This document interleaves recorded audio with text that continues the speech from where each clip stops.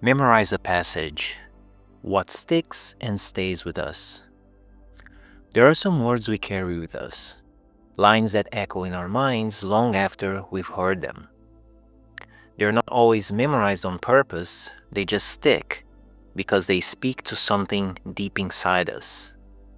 The Read to Lead Challenge has an activity that asks us to memorize a poem or a passage of text, something meaningful, something that moves us to action, something that gives us strength.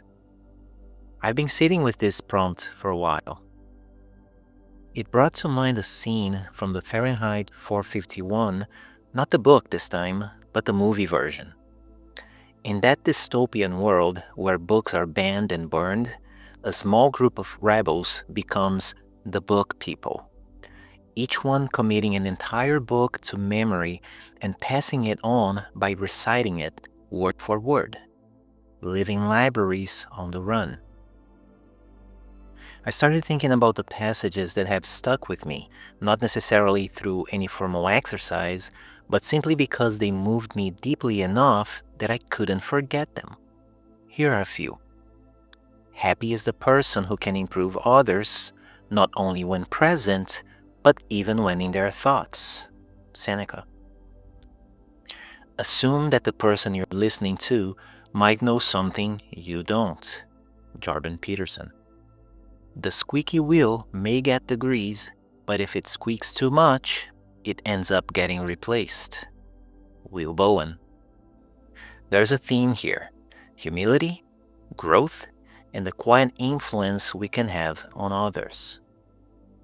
Another one I memorized as a kid. I didn't even know where it came from at the time, but I remembered it in Portuguese.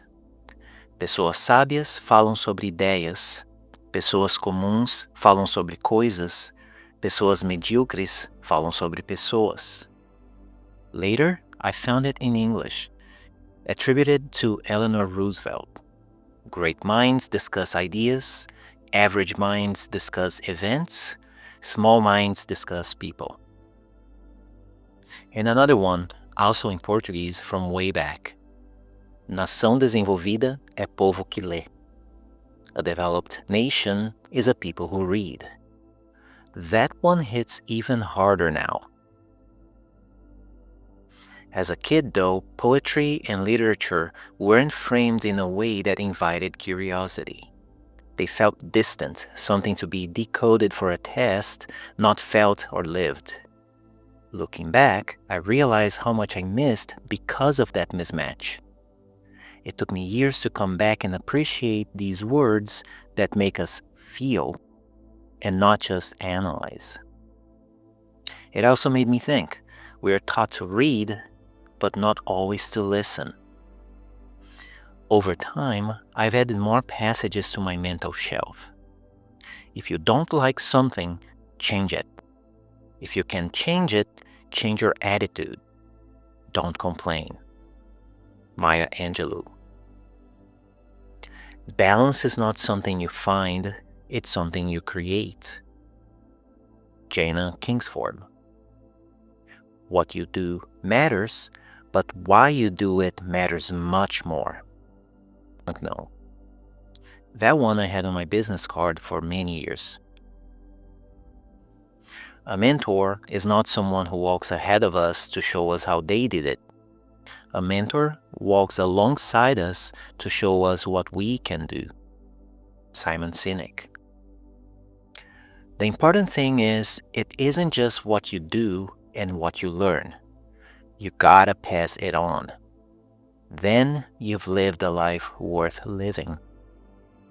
Ronnie James Dio. Traveling is the antidote to ignorance. Trevor Noah.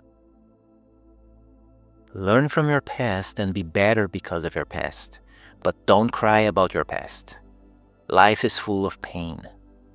Let the pain sharpen you, but don't hold on to it. Don't be bitter. Patricia Noah. Yeah, that's Trevor's mom. The first poetry book I read was Amanda Gorman's Call Us What We Carry. I had seen her deliver a powerful poem at a presidential inauguration, and when I learned she was publishing a book, I got it as soon as it came out. Several of her lines have lived with me since. Who are we if not what we make of the dark? Where can we find light in this never-ending shade?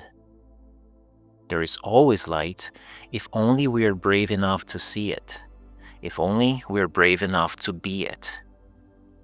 Hate is a virus demands a body. Hate only survives when hosted in humans. Now that is metal. Reading those made me reflect.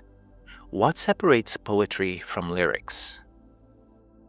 I've written lyrics for my songs, and sometimes I read a poem and hear it as music in my head.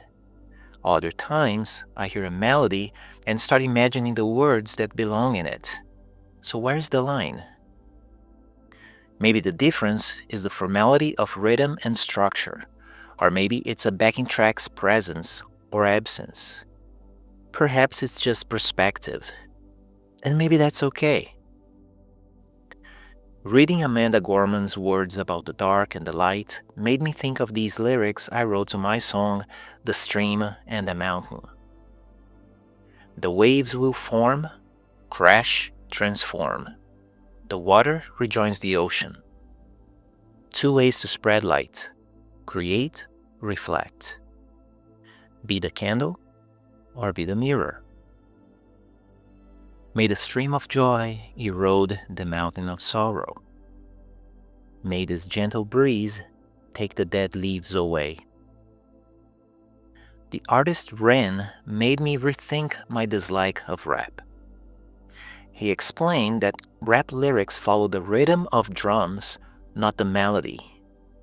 That changed the way I listened. It reminded me sometimes we need the right voice to help us hear things differently. So for this challenge, I'll revisit the passages I've memorized. I'll pick one or two new ones.